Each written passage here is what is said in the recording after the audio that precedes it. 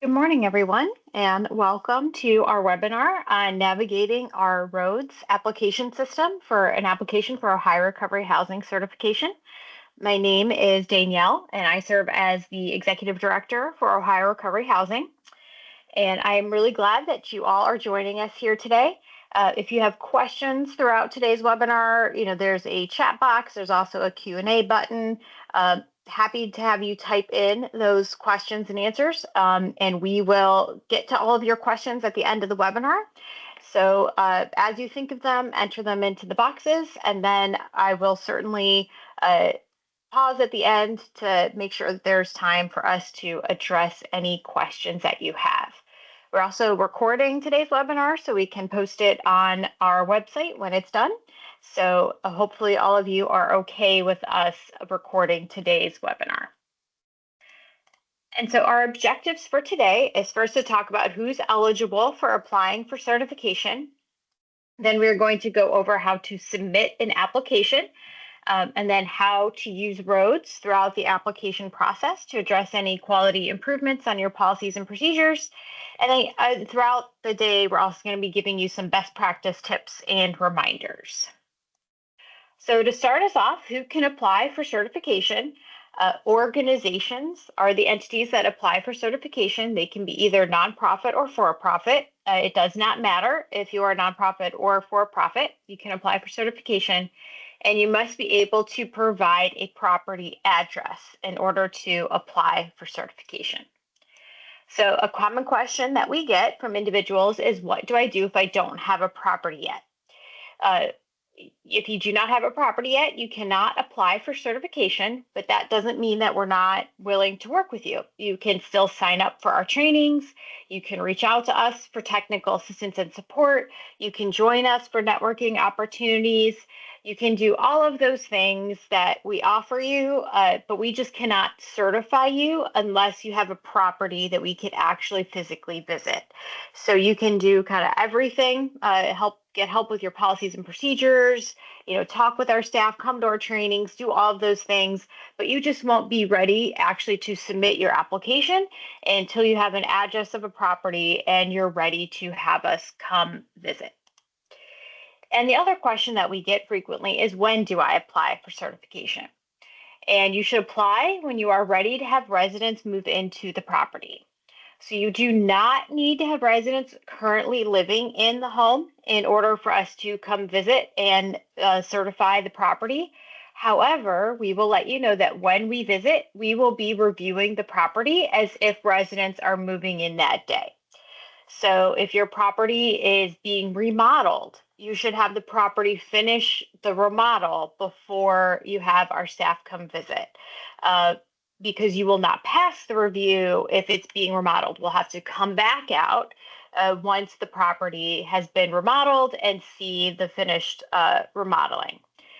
We also will be looking for furniture, other items in place. Again, you'll be pretending as if you have residents moving in that day, and we want to see the entire property set up as if there's residents going to be moving in that day. So if you are at that point, that is when you should submit your application for certification. And the first step is to register in the RHOADS system. And so I am going to bring up our website here. So if you go to our website, which is ohiorecoveryhousing.org, so I'm going to bring that over here so you should see our main page for our website.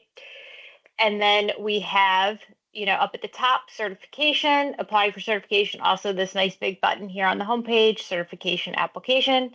You can click there and it will take you to our RHOADS portal. And here, if you already have your login, you would sign in, but I'm assuming that, again, we're starting from the beginning, so we will talk about registration. So you will click here to register, and you will give us your name. So type in your name and then your email. And I will let you know, a best practice tip here is to make sure that you're typing in your email and that the email is case sensitive. So remember what you type in here. So if I had put a capital D in my email and then I try to log in later with a lowercase d, it won't work. So type in your email and make sure that you are paying attention to if things are uppercase or lowercase, there's no extra spaces, things like that. Otherwise, you won't be able to log back in when you need to.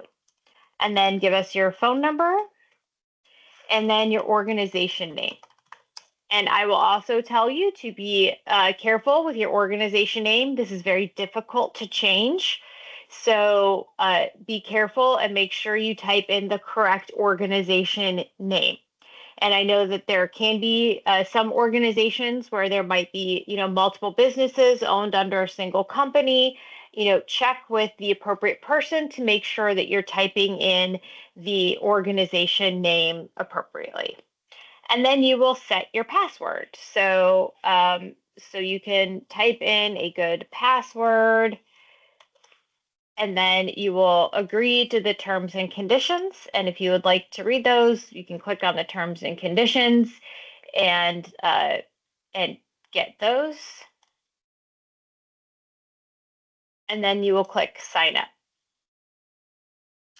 And when you do that, it'll sign you in and you'll get this message here that says that you are awaiting an organization match. And this message will be there for about 2 business days or until you are matched to your organization.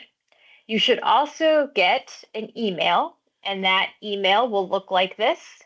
So I'll download the images, that you had a successful registration and now you are waiting for your organization to be matched.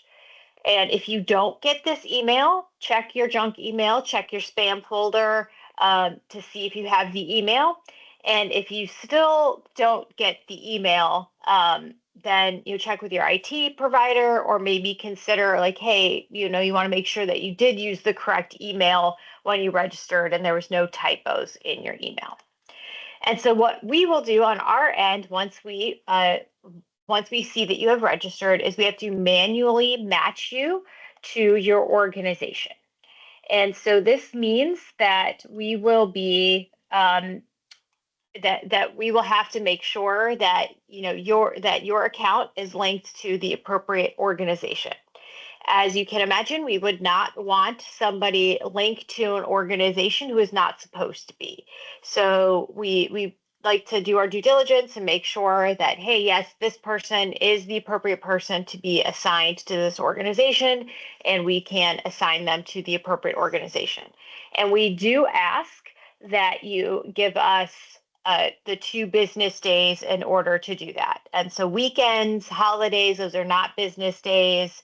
The general Monday through Friday counts as a business day. So if you fill out the registration, at 8:30 p.m. on Friday, give us until Tuesday or Wednesday morning to get your registration matched. So that way you can start working on your application. And then also sometimes those emails do go to spam or they do go to, or they do get filtered out. So if it has been 2 business days, even if you didn't receive the confirmation email, try to log back in. And when you are matched, you should get an email that looks like this. So it'll say, hey, welcome to RHOADS, your pathway for RHOADS certification. And you can use the link in the email to log in and know that you have been matched. Now, again, if you don't get this email and it has been 2 business days, try to go ahead and log in. This email might have just gotten caught in your spam filter. It might have gotten caught, somewhere else. And you can try to log in. And if you still see the screen that says, hey, you're waiting the organization match, go ahead and reach out to us and be like, hey, I registered a couple days ago. It says I'm still waiting the organization match. Can you help me out? But chances are, you might have just missed the email and you will see a different screen. And so this is what you will see when you log in and you have been successfully matched. You won't see that screen anymore saying like, hey, you're waiting for your organization match. You'll see Instead of webinar to show QI plan, the name of your organization will be there. This is a fake account I created to do a demo for you. So your organization name, Restoration House or Serenity Place, whatever your organization name is, will show here. And then you can start working on your application. So the first thing to do is to add your organization profile. So you will click Add Organization Profile. And again, you'll see you cannot change your organization name. That if you need to do that, you need to contact us and it'll take a lot of work. So again, be careful when you're giving us your organization name. So that way it is correct in there. And then your address. So this is the address you will where you would like to receive mail. So if it is different than your recovery home address, chances are it is. So you will put in your address where you would like to receive mail. I'm just putting in our address here. And then your phone number, and this, it'll show you down here, use the phone number that can be posted to the public to inquire about recovery housing. So unless you want the public to have your personal cell phone number, again, this is your organization information, not your personal information. So we will post, this is the phone number that's going to be posted on that public facing registry. So you'll probably want to give us like the main office number or the number that referrals go to, things like that for your organization profile here. And then your website as well. So we'll type in our website and then your EIN number. So, and then there's an option to upload a W-9. You're not required to, but there's an option to do that. And then you will click update and you will see your organization information show up here. And look, your application progress is moving forward. You're now 20% complete on your application. And if you need to update this, so say you had a typo or something, you can click on the little pencil button icon to update and edit, and then you'll be able to edit that information. And you'll notice here that this box is grayed out. You won't be able to submit your application until the entire process is complete. And so the next thing you'll want to do is give us your organization details. You'll click on edit, and there will be some yes or no questions here. And these questions, do impact, in some cases, how we review your documents, but there are no right or wrong answers. We just want to know how to examine your documents when we get your documents. So you'll tell us if you require advance deposits, if residents are allowed to live in the house without payment of fees, if you hire residents as employees or give them discounts in exchange for rent, if you use a sliding fee scale, if you have interior cameras in your recovery home, if you use the ORH outcomes tools, if you allow medical cannabis in the recovery home. And then these two questions are for our reporting to both the National Alliance of Recovery Residences that we're required to do as the state affiliate of NAR, as well as our reporting to the Ohio Department of Mental Health and Addiction Services. So you would answer for us if your organization's a for-profit or if your organization is faith-based. And again, we certify you either way. This is just for our data reporting that we are required to do. And then you'll give us a description of your housing. So again, this is for a public-facing registry. So just one or two sentences and that describe your housing. So you can say, we are a single recovery home serving women returning to the community after incarceration who are also in recovery from SUD. Just something basic that you would want on a website to help people see if your program is a good fit for them or their loved one when they're searching through the registry. And you can see here we have our spell check, so you can correct any spelling errors that you have. And then we ask you, in which policy do you state that you don't allow medical cannabis in your recovery home? And so you just let our reviewers know where to find that. And so maybe in my program, it is in my medication policy. It might also be in your code of conduct, it might be in your resident agreement, wherever it is. Just let us know where to find it so we can easily tick that box. And then in what policy do you state you do not engage residents in paid work agreements? And for our fake organization, that's in their code of conduct. Again, there's no real wrong answer. It's just our reviewers are going to be looking for that, and we want to know where to find it. And then give us a brief description of the eligibility for your housing. Again, this is going to be on a public-facing registry. So we want to help people know, like, yes, I'm a good fit, or I might be eligible for the housing. And so you can say we serve women who have experience in the criminal justice system. And this is also a good place to mention we only provide rent assistance for those who are from Summit County. If you're in Summit County, say you get Summit County funding, they may limit your funding to only being for individuals for Summit County. So again, that helps me know, like, hey, if I'm a person who doesn't have that lived experience, or if I'm not from Summit County, I may not be the best fit for your program. I'm going to look at other options. But if I do meet that, yes, I'm definitely going to call you. And then tell us your mission and vision statement. So you can say our mission is to serve women with SUD. Vision statement, we envision an Ohio where everyone has housing. Whatever your mission and vision is. We highly encourage you just to copy and paste that from your website, so that way everything is consistent. Consistency is a big, important part of your application. So make sure that these are consistent with any other documents that you have. And then your cultural competency readiness statement, please don't overthink this. Something as simple as we seek to meet the needs of everyone we serve, no matter their background, right? So just a simple statement that shows that, hey, you will you will serve individuals in your recovery home. And then once you have everything filled out, you can click Save Responses. And hopefully you notice that this will only let you do that once everything is complete. If you're missing one, it'll say, hey, you're missing one, go back and complete it.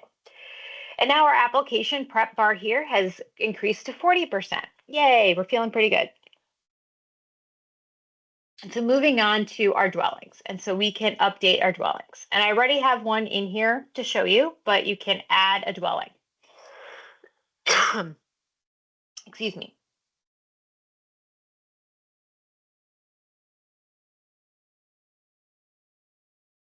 Apologies. Why do you always get a cough when you're running a webinar? It's no fun. All right, and you will have to give your dwelling a name, and this can be anything. Just please do not use digits in your name. There's a complicated reason as to why the system doesn't like it when you use digits in your name. If you would like to know the whole full explanation, please ask, and I'll be happy to explain it to you at the end. But it is a little bit complex. I don't want to slow us down. So just remember that. And if you want to say, hey, 2, 3, just type out TOWTHRE instead of using the digit. That'll make the system a lot happier. So for our new dwelling name, I'm going to say, hey, these are our Riverview apartments. And then I'm going to add it to the organization. And then you can click View Details. And this will help you go through the process of adding the details about your property. And there are 3 screens here, and you do need to fill out all 3 in order for the information to save. So this is one of the spots where pretty much everything saves and allows you to return back and finish later. But this is one of the spots that says, hey, you've got to finish all 3 in order to save. So be prepared to fill it all out and save it in order to move forward. So you're going to click on your level of support, and there is a short confirmation that you have to do, because if you later discover that your level of support was incorrect, it could really delay your application and cause a lot of frustration for you. So we like to make sure that you understand what's required of a level 1 and that you are sure you are a level 1. And if you are sure, click accept. If you are not sure, please call us. We are more than happy to talk to you to help you pick the right level of support for your homes. It saves you a lot of headaches. It saves us a lot of headaches if we have that conversation while you're filling out the application instead of later down the road when we have to backtrack a lot of things and makes your application take a very long time. So if you're unsure, please call us. And then enter in the opening date of your home. And this is the date that the first resident moved into your home. And I know for some of you, you may have been open for years, if not decades. And so at that point, make your absolute best guess. But to be clear, the opening date is not the date you're filling out the application. The opening date is the date the first resident moved into the home. And so if you were like, hey, I am pretty sure it was April of 2005, you can put in, hey, April 13th of 2005, because we get it. That's 20 years ago. You might not remember the exact date. But hey, if you opened, just, earlier this month, you can type in, February 2nd, 2025. But this is an important number for the registry. And so we will, again, be making sure that this is consistent with the other documents and things you submit to us. So if you submit a document, an opening date to us that's earlier this year, and then we find somewhere in your documents that says, hey, your program's been in existence since 2011, we're going to be like, hey, why doesn't this date match what you said to us where your program's been open since 2011, but you just had people move in a month ago, what's going on? So again, just be as accurate as you can be and as consistent as you can be. And then you type in the address. So I'm going to say this is 123 Riverview, and the city is Columbus, state, zip code, and the county. There's a drop-down list. You can select your county and then dwelling type. And I am putting this in as an apartment because we get lots of questions about apartments. And there are two types of apartments, a shared unit building or a single unit. And so a single unit is, these are rare for us, but this is, say there's a 4-unit apartment building and each of those units has a 3-bedroom apartment. And your organization rents or owns one of those 3-bedroom apartments, and they have 5 people in recovery living there, and that's the recovery home. The other 3 units, you don't rent those, you don't own those, there's just other neighbors living in those units. A recovery home can be anywhere a family can live. So if a family can live in that single unit and that single unit meets all the standards individually, that unit can be a recovery home. Now, if more commonly with apartments, what we see is that it's the entire building. So residents get their, they might have their own unit, but then the common areas and the common spaces, within the building are shared among, all of the residents, and everyone there is a part of the program, and the organization rents or owns the entire building. So I'm going to select this one because we do get a lot of questions about this one. And then we're going to talk about our capacity. And a common question we get is, hey, why are there 2 different capacities? And so your adult resident capacity is the number of people who are in your program. So again, this is an apartment building. So let's say there's 5 units in this apartment building, 5 2-bedroom units, and it's designed for women and their kids or parents and their kids. So there might be, 5, adults living in the building, and those are the 5 people who are participating in your programming. Now, those women or parents may also have children with them, and they can have up to 2 children with them. So now your total capacity, if all spaces were full, would be 15, because you have, the 5 parents that you're serving, who are the people in your program, and then each of them may have up to 2 children. So there might be a total capacity of 15. And again, this is the total capacity of every single spot was full. It is not the capacity at the current time. It is not, the average capacity. Just imagine if every space were full, if every person living in that home, if every unit was full and every person had the maximum number of children, then your total capacity would be 15.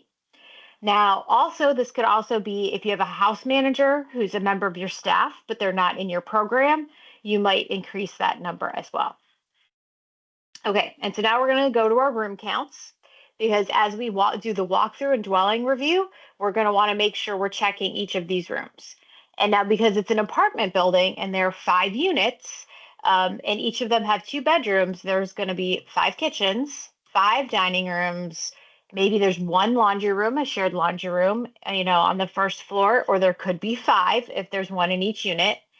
Maybe there's no basement, in this building. So we could say a 0 for the basement. And there's at least 5 bathrooms. So there's probably a bathroom in each unit. And then, maybe there's no other rooms, so you could just leave that as 0. And then there are 5 living rooms. And now because there are all of these units in my fictional apartment example are 2-bedroom units, then we have 10 bedrooms. So you will add 10 bedrooms. And hey, if I accidentally go up to 11, you can click the little trash can to delete one of them. And then you will give each bedroom will have a name, and you're more than welcome to just leave them as bedroom 1, bedroom 2, bedroom 3, or you can edit the name, saying bedroom 1, unit A, bedroom 2, unit A, and then this one could be bedroom 1, unit B, whatever works for you to remember. And then you will tell us the capacity. And so say the 1 bedroom, I guess that might be the parent's bedroom. And so that is 100 square feet. And then the 2nd bedroom, maybe that's, has, again, the total capacity. If each space was full, that might be the kid's bedroom. So that has 2 spaces in it. And so the total square feet for that might be 130 square feet. And if you're curious about what our standards are for square footage, we have all of that on our website. We do a lot of other trainings on that too. I'm not going to go over here again to keep us moving through, just to show you how the application works. And you will continue to do that. And so let's just say that all of our units are the same. And so they've all got, the 2 bedrooms with the same square footage. So I'm just going to enter in all of those. And if you are unsure about your square footage, put in your best guess and we will measure when we are there. But it is helpful to put in your best guess. And then you can click next. And then this is where we ask some questions about the property. And so do you allow children to live in the property with their parents? You could say yes, because that is the purpose of this particular property. And then we ask you provide services for people returning to the community. And this is, hey, you have a specific program for people returning to the community, not just that you welcome them, but you offer a specific program. And so you could say yes or no appropriately. If you have some rental subsidies, you could say yes or no. If the property is accessible to people with mobility impairments, you could say yes or no. So like a 1st floor unit, things like that.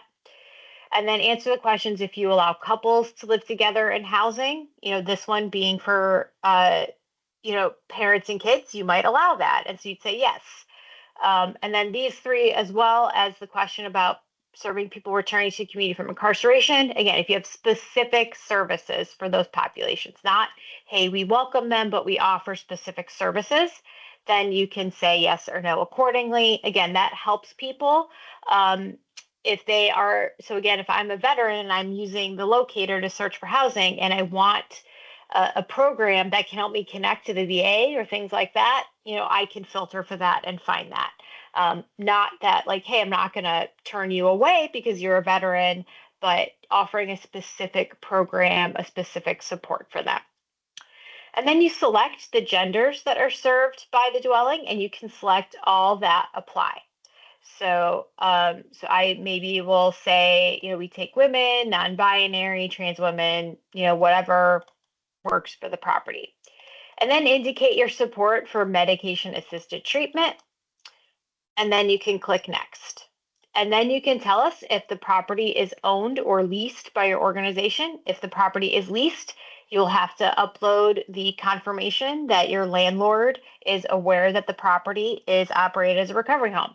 If the property is owned by you, you don't need to do that. And then just give us some additional information that we might find helpful for this location. So, example, parking information, how to find, just things like that.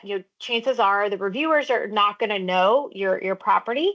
So you might say, we are on the corner of Riverview and Maple Street. The parking lot entrance is on Maple Street. So again, that will help us find you and get there easier. Everybody has an easier time. And then you can click update. And you will see, yay, we've added one dwelling and we've got that information. And so for our second dwelling, I'm going to just go over again some other features here. So we have a dwelling, maybe this one's just a house. So we're just going to call it the blue house. That's what we've named our house. And this is our level 2 house. And we'll accept our confirmation about level 2. And this one, let's say this one opened in February, of 2000. We think that's about when it opened. Again, you'll give us the address, excuse me, and the city, our county again, and then the dwelling type. We'll select house. And again, the capacity of residents. So let's say that this house has 7 residents living in it, but our total capacity is 8 because we have 7 residents and then we have a paid staff person who lives in the house. And so while they're not necessarily a part of the program, they are living there. And so our total capacity for this house is 8. And in this house, there is 1 kitchen, there's 1 dining room, there's a laundry room. This house has a basement. And then for this house, there are, let's say there's 2.5 baths. So we would enter 3 bathrooms. And in the future, we'll probably make this a little bit easier to understand. But there would be, again, the 3 bathrooms, or we could say 2 full bathrooms. And again, we will figure that out on the onsite. So this is the number of full bathrooms. So we'll enter in the 2 full bathrooms. And then for now, other rooms, that's where we'll put our half bath. So we'll say we have a half bath, so that'll go under other rooms, and we have a living room.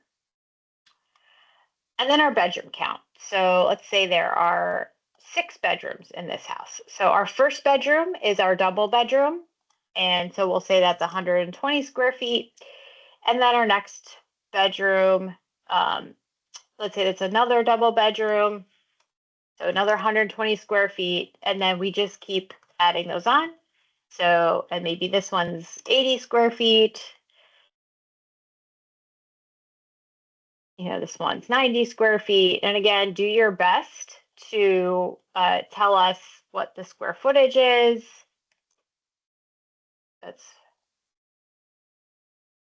And then we have another double bedroom.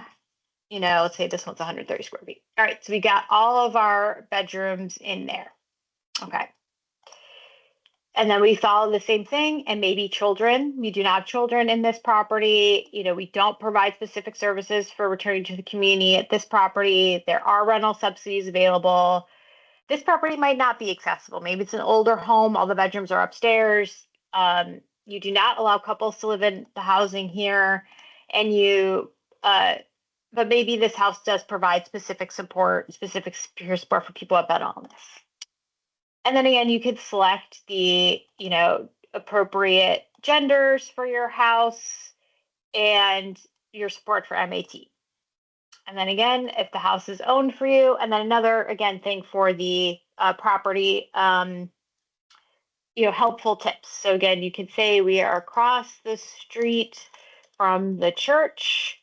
Please do not park in front of our neighbor's house. They get angry when we do that. So that way we know, okay, don't park in front of the neighbor's house. We're going to instead park in front of the church, or we're going to park in front of your house. We don't want to cause issues with your neighbors, right? And then click update. And now we see, yay, we filled out all the information about our dwellings, but you can keep adding dwellings by the add dwelling button and move through until all your dwellings are added.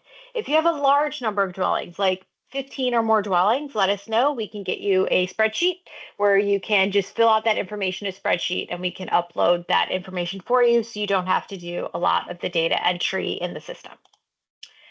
And then we go back to our application prep and we say, hey, now we're 60% complete. And then we go to our policy and procedure documents. And I recommend to have all of your policies and procedures in their own separate file on your desktop. So that way you can easily access them throughout this process. And if you're missing a policy, you can see here, you can click on this and it'll open up a link to our templates page where you can download any templates. And then also our assurances template. If you need to get that, you can click there. And this is where you can download this document, print it, and get it signed and notarized, because you do need to do that in order to complete this part of the process. And so what you'll do is you upload your file. And so I've got a file here, my documents for application, and I'm going to start with my resident handbook. So I'm going to put my resident handbook in. And I'm going to say, this is my resident handbook in the descriptor. And then you're going to click all of the little green circles that tell us what's contained in the resident handbook. So your neighbor concerns policy, your communicable disease policy, your screening policy, all of these policies, just going through and being like, these are the ones that are typically in the resident handbook. And we're like, okay, so those are all the ones that are in the handbook. And then you click upload. And it'll say, yay, your documents were successfully uploaded. And so you can see your handbook down here. And if you were like, oh my goodness, I made a mistake, the visitor policy actually isn't in the handbook, it's in something else, you could click the little X and that'll go away. Or vice versa, if you forgot that the visitor policy was included, you can click on there and add it. And you will see that now there's these little green circles on our policy bingo card here. And the goal is to get all of the little bingo cards included. So it's like, oh, my next thing is my resident agreement. So I'll click upload new file. And here's my resident agreement. And, just say it's my resident agreement. You click the resident agreement and you can upload it. So now we have our next file might be, hey, there's my resident evaluation process. And so I'm going to find, which one does that be? So resident application process. And so this is, our resident application process for the apartments, because that might be different than the one for your house, because again, there's kids and things, so you might have a different criteria. So you'll still select what it is. And then instead of saying that it applies to all dwellings up here, you're going to toggle that off. And I'm going to say, hey, this one only applies to the Riverview apartments. And then click upload. And then I know too that, say, I've got to upload, my resident application process. And this one is the process for the Blue House. And so we will click those two and we'll say, hey, this one's for the Blue House, and then click upload. Okay. And then our next policies, now maybe those are the only two that are different between policies. So then we've got our assurances. We can upload those. And we just kind of go through all of our policies here. So we've got our insurance.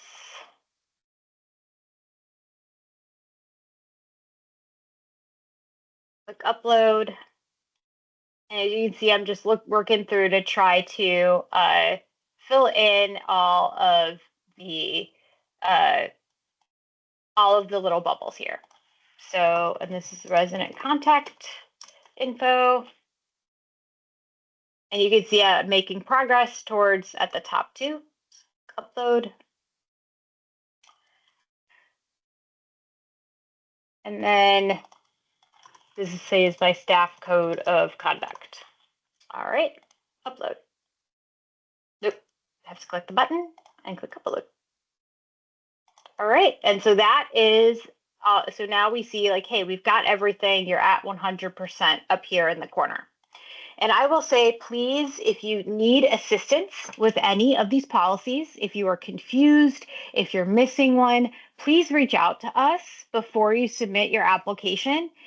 We are more than happy to help you understand what's required, understand what the policies are. Again, we have that link to policy templates, get you started.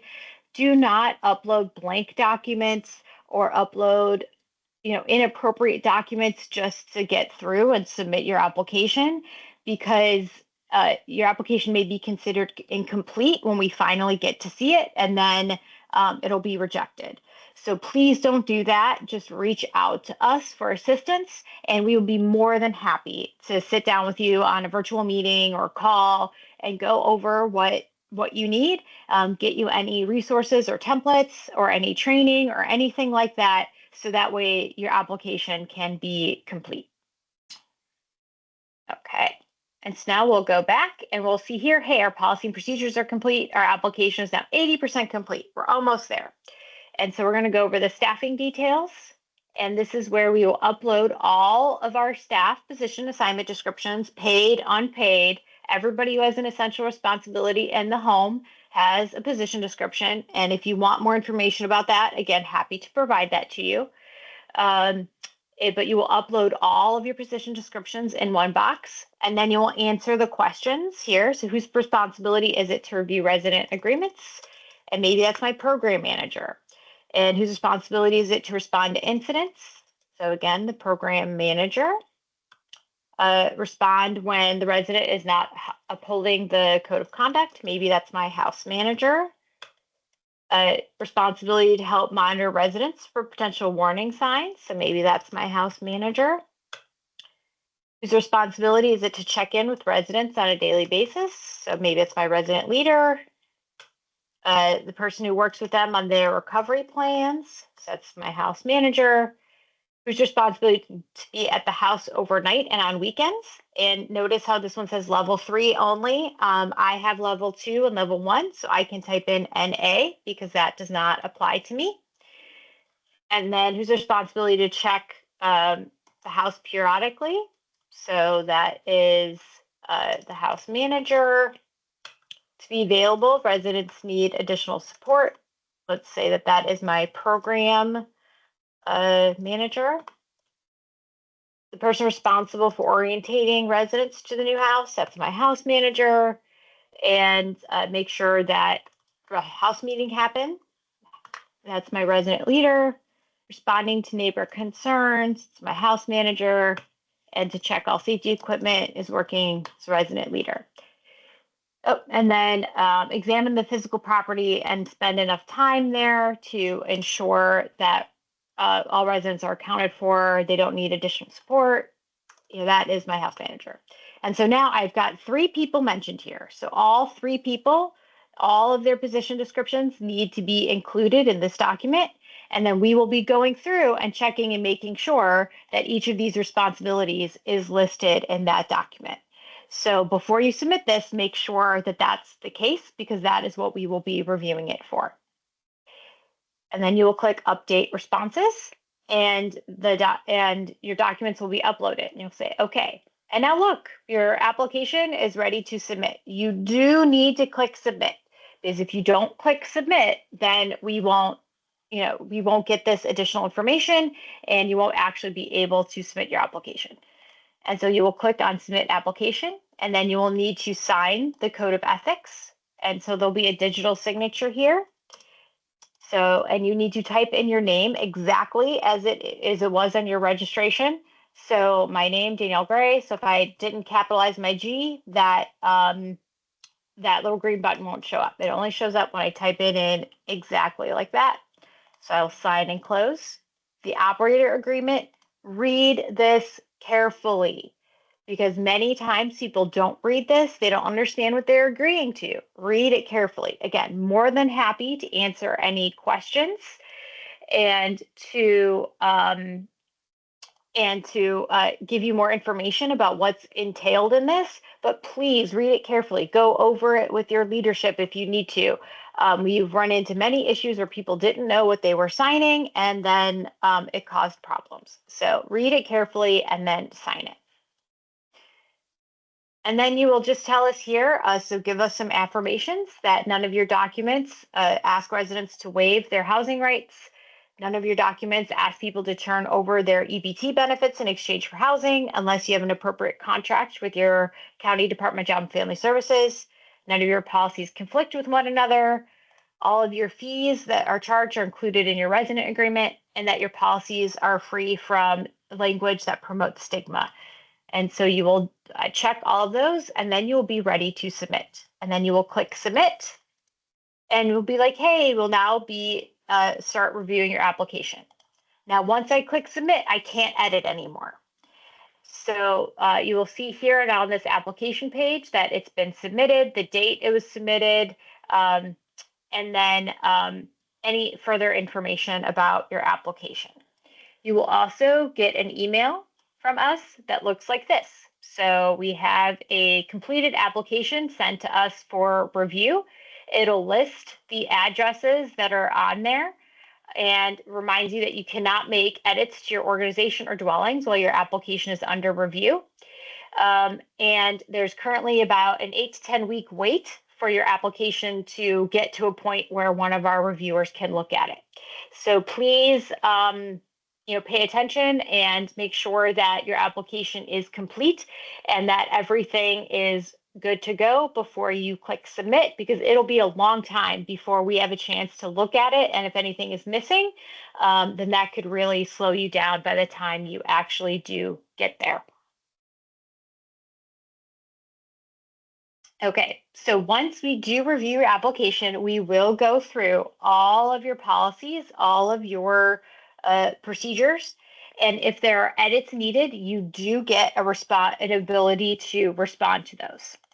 And in that case, you will get an email that says your application needs to have your policies updated. And again, we try to send these through the system, and we also try to reach you other ways.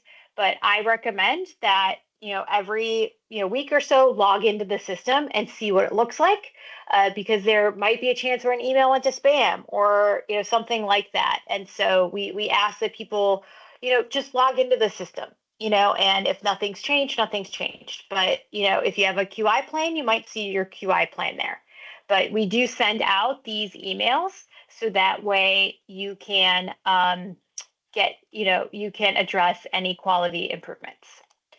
And so that looks like this. So when you log in, you will see that you have a QI plan. And there'll be a little blue button here that says, hey, view your QI plan. And so you can click on that little blue button, and you will see the findings that you have to be reviewed. So for my fake organization, they missed in the medication policy that it needed to be clear about what would happen if the resident was scheduled, the resident's scheduled prescription medication was reported or discovered to be missing. So to address that, you would click on it, and let's say you updated your medication policy. So you have to upload a new file. So you'll say, hey, here's my medication policy version 2, and you can open that up and you can add a comment for us. The change is on page 2, right? So we can see that. So you will click save comment. So now we can see that there's a comment from you there, and you can say replace old file. And then you can say, hey, it's ready for review. And now it says, hey, these 2 things are ready for review. And similarly with the privacy and confidentiality policy, you can upload your new file. The privacy policy here, I guess this one didn't apply in social media context. So we say added social media info at the end. All right. So you can replace the old file and then save your comment and say it's ready for review. And now that we've addressed all of the issues, we can return the application to the reviewer. And so you'll click on that button and it will allow you to complete the revisions. And then you will see here on your application page that this was your first version of your application. It was open on February 10th. You submitted it February 11th. It was returned on February 11th, and now you are on version 2. And so we will go back and forth with your reviewer addressing those quality improvement issues with you. Okay. And so these are just slides that I showed you when we were going through all of the procedures. And so please know that your application will be signed to Certification Review Coordinator. We have 147 applications in line as of earlier this week. That has only grown. So likely be at least 8 weeks before your application is assigned. So no one's going to even look at your application probably for 8 weeks. So if you, again, are concerned that it might not be complete or there might be something wrong with it, give us a call and we can help you out. And again, once we review it, we will let you know. And again, if you need assistance with the policies, you don't understand, you're like, oh my gosh, what does ORH mean? What the heck is a neighbor concerns policy? We do have an in-person training in Columbus, March 17th and 18th. And during that training, we will be going over every single policy. We will have staff available to even read them for you so you can make sure that they are high quality and that you're going to have as few quality improvements as possible. We will also have our go through everything to get you submitted and make sure that your application is complete so you can submit with confidence. We also have our online self-paced trainings. We have those templates available. And you can always pick up the phone and call us. So if you're like, I just cannot wait until March 17th, pick up the phone and call us, and we will be more than happy to help you. And this is because incomplete applications will be rejected. We have 147 people in our queue. That is a lot of people waiting. And we have had people submit applications where policies are missing. They've uploaded blank documents. They've uploaded the same document multiple times saying it was something else. They uploaded a template without adjusting it to be appropriate for their organization, or they just uploaded documents that are just plain unreadable. And then when we follow up with them, we find that they don't actually have those policies. And what we have to do in that situation is reject the application, and you have to go to the end of the line. You are no longer considered to be active in the application process. If you are currently certified and you're doing that, your certification may lapse, and you would have to open a brand new application and start over from the beginning. So again, take advantage of all the training, take advantage of all of those things, because if your application's incomplete, it will be rejected, because we have to move on to the next application and the next person who did submit a complete application and who is ready to have their application reviewed. We will still work with you offline, again, to provide that training, to provide that technical assistance, and to provide that support. But it is not fair to the other individuals waiting in line that they have to wait for someone to do all of that work to submit their application in order to in order to move forward. So we do reject the application, make you go to the end of the line and work on your policies and procedures while we allow someone else to have their application reviewed. And so again, you will be allowed to review quality improvements. Pay attention to the due date that you are provided. Again, to be respectful of all of those people waiting in line, we are asking that you stick to the due date. And when you submit us a response, your response must be complete. So again, don't submit blank documents. Don't submit the same document you submitted before without making the requested edits. Just to say, hey, I've responded to you. We will be reviewing them, and if it's not complete, then it'll be considered an incomplete response.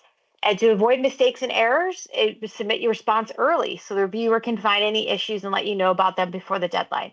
We get it. Sometimes there's a computer error and you uploaded the wrong version. If you submit it to us early, we can catch that early and you can resubmit and everything will be fine. But if you wait until the absolute last minute, we will have no choice but to say your response is incomplete and your application will lapse. And we will review your policies a total of 3 times. The initial review that we get with your application. If you have corrections, we will perform a secondary review. And if there are still issues, we will perform one final review. And if there's still issues with this final review, your application will lapse. And again, you will have to go to resubmit your application and go to the end of the line. Again, this is to be respectful of all of those people waiting and who have taken advantage of all of the training and opportunities to make sure that their application is complete and they're being responsive. So please, again, submit a complete response to us if you have quality improvements. If you have questions, please call us. We are more than happy to set up that phone call or virtual meeting with you. And again, more than happy to schedule that call with you, more than happy to take you through what's needed. Take advantage of that if you're unsure, because again, if we get something that is incomplete, we have no choice but to have the application lapse and move on to the next person. It is just our way of to be respectful of all those people who are waiting in line. And so once we have all of that done, that is when we will schedule your on-site. We cannot schedule your on-site until the application is determined complete. All the policies and procedures are appropriate.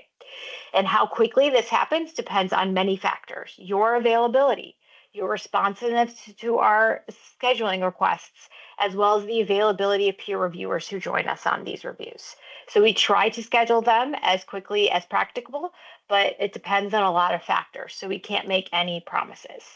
So to make your on-site go smoothly, before your on-site, print out the appropriate policies and procedures and place them in your home. We will be checking to make sure the most recent updated versions are in place in your home. Go over the interview tool that is provided. It is on our website. We send you a copy. Ask any appropriate member of your team to be available who can answer those questions. If we are there and we are asking you questions and you don't know the answers because somebody else knows the answers, we're going to have to come back and do another review. We don't want to do that to you. So make sure everyone who can answer the questions appropriately is present for the review. Be sure you have all of the appropriate documentation to show us that your policies are being implemented as in practice. So this means we will be asking to see copies of signed resident agreements. You do not have to upload those into RHOADS. We don't want any additional resident information that we don't need. But when we're on site, we're going to ask, show us some copies of the signed resident agreements. We want to see that residents have signed the most updated copy of the resident agreements. Your drug screening program. If you say you're screening, you're keeping records, we want to see examples of those records. Your signed position descriptions from your staff. Make sure all staff have signed the final position assignment descriptions. We will be asking to see those. So make sure those are ready and available and waiting for us when we get there. And again, if you do not have them available, it'll be an issue and it'll be something we need to address. Also, please go over the dwelling review checklist so you know what to expect. And if you have questions, please contact us. Again, we're happy to set up a phone call to discuss your property. I tell everyone, before you spend thousands of dollars on a renovation or something like that, call us. We'll talk with you. Again, we don't want you spending a ton of money if you don't have to. Yes, in some cases, you're going to have to do a repair or do a renovation. But again, we do not mind you calling us and being like, hey, the way I read the standards, this is what I have to do with my home. Is that accurate? And then we can give you really accurate information based on what you tell us. So again, please do not hesitate to call and ask us. And again, we do have repairs funds available. I don't have time to go into all the specifics of that, but I do like to let people know that they are available. There's a link right off of our homepage with more information. They are specifically to address barriers to certification. So it must be a barrier that we observe during the on-site visit. But again, happy to answer questions about those funds. And just some tips here, RHOADS is new and we are consistently updating the system.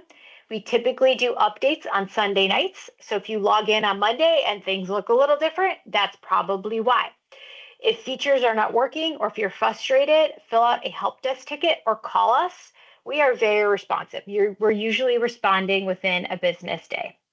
And I'm just going to show you here how to submit a help desk ticket. It's in the lower left corner. Just click that little question mark.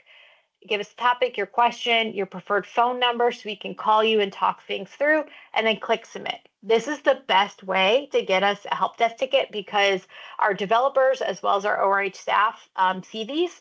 So it's the best way to get a response. But of course, you are always welcome to pick up the phone and call us. We don't want anyone ending up in tears crying because they can't get things to work. Please call us. And so again, we get a frequently asked question of how long it takes. Right now, 8 to 10 weeks to be assigned, 2 weeks for the certification review coordinator to review your application. Again, if your application is great, you've paid attention, you've got great policies, then you will move right on through. But sometimes there's about 4 weeks to go back and forth to make those corrections, about 2 or 3 weeks to get your on-site scheduled, about 2 weeks for your coordinator to get you the report of what needs done after you're on site. Again, another 0 to 4 weeks. If you've got a great property, there's no corrections, you move on forward. But if you do need to make corrections, it can take 0 to 4 weeks to get those in, and then you get approved by the ORH committee. So again, any of these time frames can be longer or shorter depending on your responsiveness and how prepared you are. And if you need help, please ask for help. That if you take anything away from this, please take that away. Please ask for help. We are here to help you. Our team is very responsive. We would love to help you. And if you need to make changes to your application, you can do that until you submit. Again, not your organization name. That's the one thing you can't change, but you can change anything else until you submit. Once you submit, it's locked in. And so if you need to do things like add a house, change the address of your house, or do anything like that, we would have to reject your application, have it reopened, and then you have to resubmit and you go to the end of the line. So please make sure that all your houses, your organization name is correct, all the addresses are accurate, all of your policies and procedures are accurate, because either you're going to get to that QI plan and then you would have to update a policy there, or we have to reject the whole application and then you resubmit, you go to the end of the line. We don't want that to happen to you. So please make sure everything is complete before you click submit. And then we do share data from this system to the Ohio Department of Mental Health and Addiction Services with what shows up on the registry. And just for clarification, a house can show up on the registry if it is appropriately certified by ORH, has an Oxford House charter, or has CARF accredited for community housing prior to January 1st, 2025. So homes that earn that CARF accreditation after January 1st, 2025 won't be eligible to be on the registry, but those that have had that accreditation prior to the 1st of January 2025 can be on the registry. Or the home can be on the registry if it has been open less than 18 months and has submitted an application for certification. So in order for your property to be on the registry, it has to meet one of these two things. And the registry updates every 10 days with data in our system. So again, if your application lapses, or if your certification lapses, or if you submit an application or you earn certification, it's every 10 days that we do a push to the system and the registry is updated. And we get another common question about extensions. We do offer extensions for the certification process. So for example, if we ask you to make a repair and it's taking longer than anticipated, you can request an extension for the deadline for you to get your repair done. Typically, we give people about 4 weeks to get any repairs done, but say the contractor canceled on you, they're not coming out for another 2 weeks. Let us know and we can give you an extension for that. You must do this using our online form. We will not accept email requests or phone calls for an extension. Please submit the form. That makes sure we have all the documentation we need and we are entering that in appropriately. And extensions are only provided for unforeseen circumstances and must be requested prior to the deadline. So for example, a contractor canceling on you and not coming out to do your repair, that is unforeseen, that's out of your control. You can get an extension for that. An extension because it's the holidays, that is not an appropriate extension. That's not unforeseen. The holidays come around every year, and those are not unforeseen. That's not an emergency. We cannot provide an extension for that. And we cannot provide extensions for the January 1st, 2025 certification deadline to be on the registry. That is not in our control. That was set by the Ohio General Assembly. We cannot change the law here at Ohio Recovery Housing. We can only provide the extensions for our process. We cannot provide an extension to that January 1st, 2025 certification deadline. And also to let you know, even with all of the application and everything through Ohio Recovery Housing, and your home could be on the registry, you still need to complete the Ohio Department of Mental Health and Addiction Services registration form. This is a completely separate registration form. It is legally required to be a form that is distributed by the Ohio Department of Mental Health and Addiction Services. It's a very simple form. I just don't want you all to forget about it. It still must be completed within 30 days of the first resident moving into the property.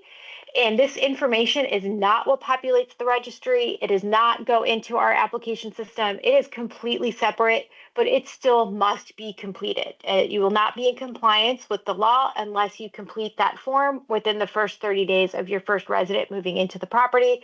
So please, fill out that form as well as fill out your application for certification. Don't forget to do that. So key takeaways. I know we're running a little bit over today. I appreciate your patience. Again, call us or email us if you have questions or need help. Ensure your application is complete and accurate before you submit it. Again, go back to that first point. Call us or email us if you have questions or if you're unsure.